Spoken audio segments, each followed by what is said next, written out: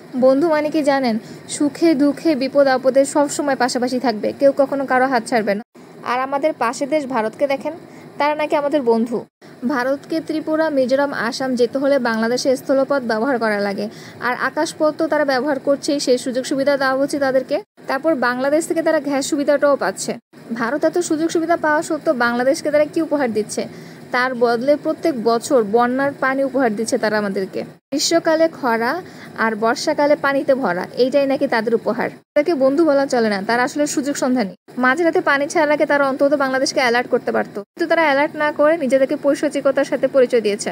বাংলাদেশের নোয়াখালী, ফেনী সহ কুমিল্লা অনেক জেলায় পানিতে ডুবে গিয়েছে। আমার অনেক খারাপ লেগেছিল তখন, যখন ফেনীর একজন হুজুর মসজিদে মাইকিং করছিল যে আপনারা সবাই সবাইকে মাফ করে দিয়েন।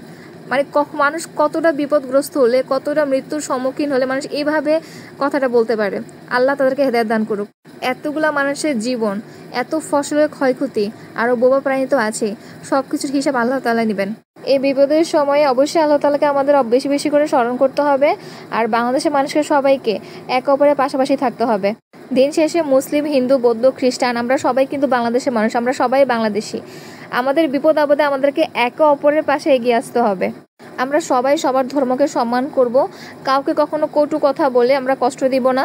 আর হ্যাঁ, আমাদের যাদের যতটুকু সামর্থ্য আছে আমরা ততটুকু সামর্থ্য দিয়ে যারা বন্যায় ক্ষতিগ্রস্ত হয়েছেন, তারপর হচ্ছে যারা আশ্রয় পাচ্ছেন না, খাবার পাচ্ছেন, আমরা সবাইকে যার যতটুকু সামর্থ্য ততটুকু দিয়ে সাহায্য করার চেষ্টা করব।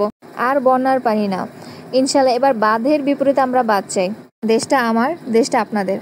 আমাদেরকে আমাদের দেশকে রক্ষা করতে হবে। আমরা সবাই সবাইকে সাহায্য করব ইনশাআল্লাহ। আল্লাহ হাফেজ।